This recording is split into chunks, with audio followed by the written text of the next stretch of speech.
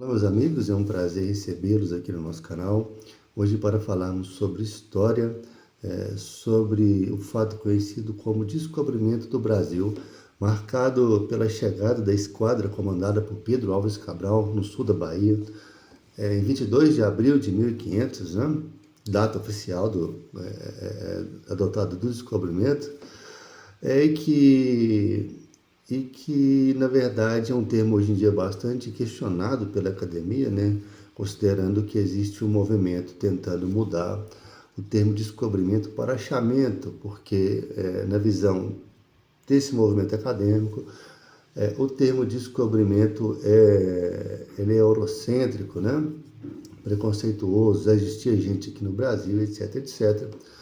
Uma espécie de movimento da justiça social, né, digamos assim, mas que no nosso ponto de vista não altera nada, né? Nós continuaremos a tratar como descobrimento, porque quando a gente analisa o termo em si, ele significa que foi descoberto algo que ninguém sabia ainda, né? Que se tratava de um novo continente, de novas terras, né? De novas populações. É evidente que já existiam populações indígenas aqui, né? Mas para o resto do mundo isso era desconhecido até então.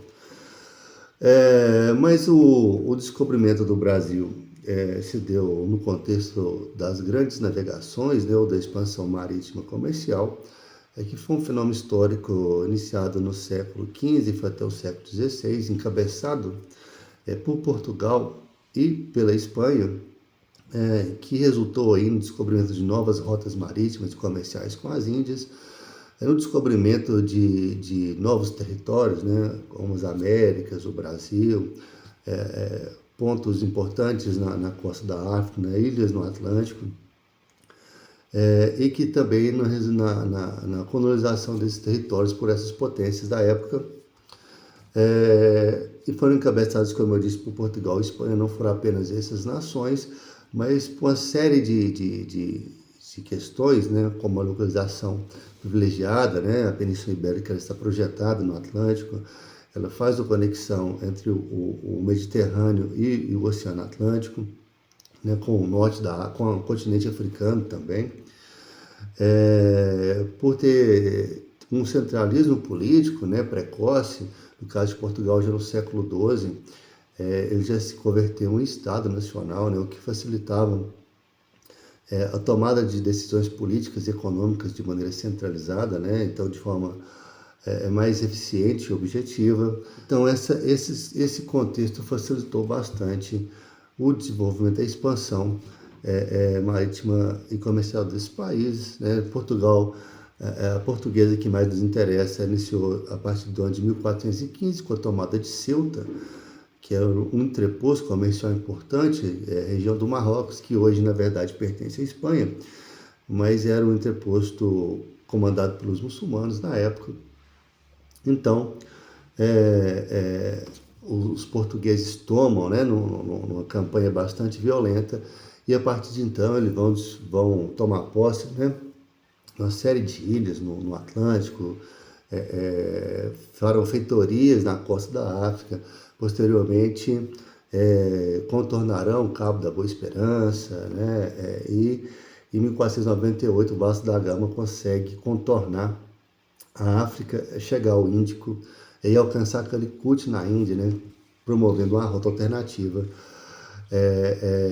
para o comércio de especiarias, que era o principal ponto, né, da época.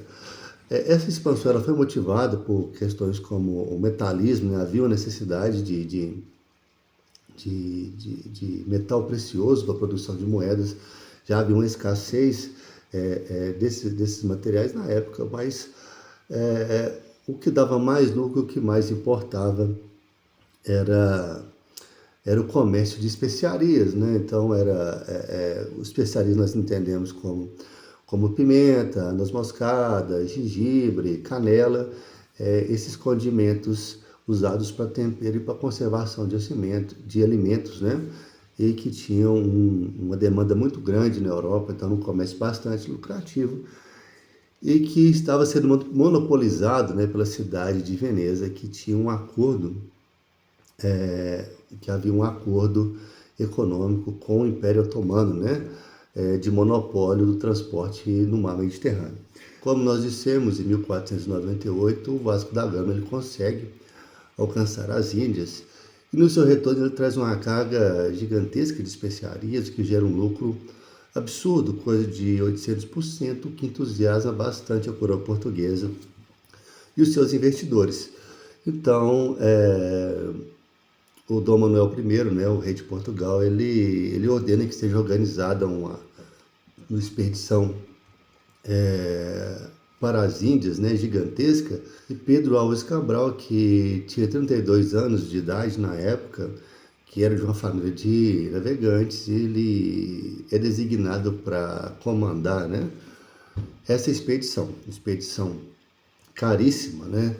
Ela tinha em torno de 12, 13 navios, sendo 8 naus, 3 caravelas e um navio de carga.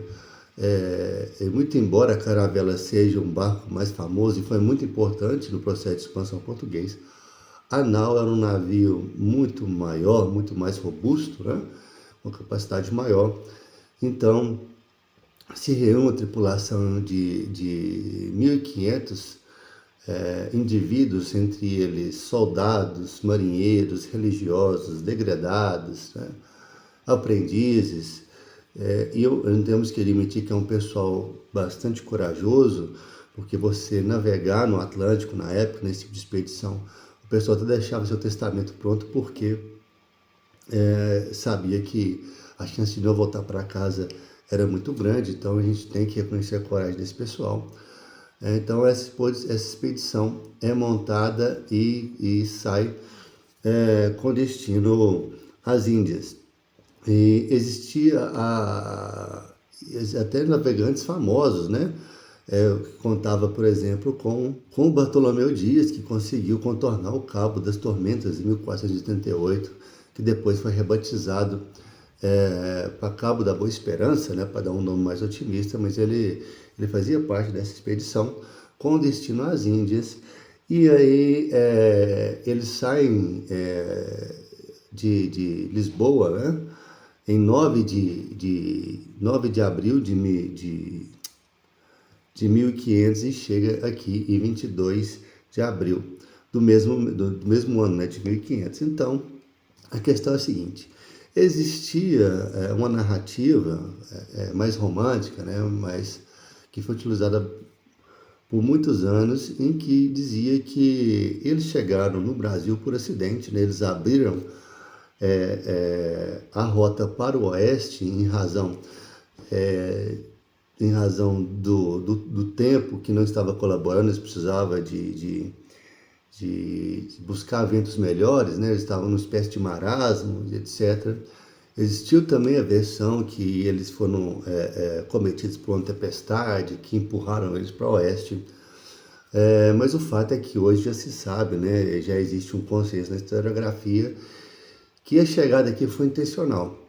A rota foi desviada propositalmente, porque já se tinha conhecimento que existia, né, esse território, e que ele ficava dentro da região delimitada pelo Tratado de Tordesilhas, que foi estabelecido com a Espanha, né, em 1494, e que estabelecia, né, o limite de 370 léguas a oeste de Cabo Verde.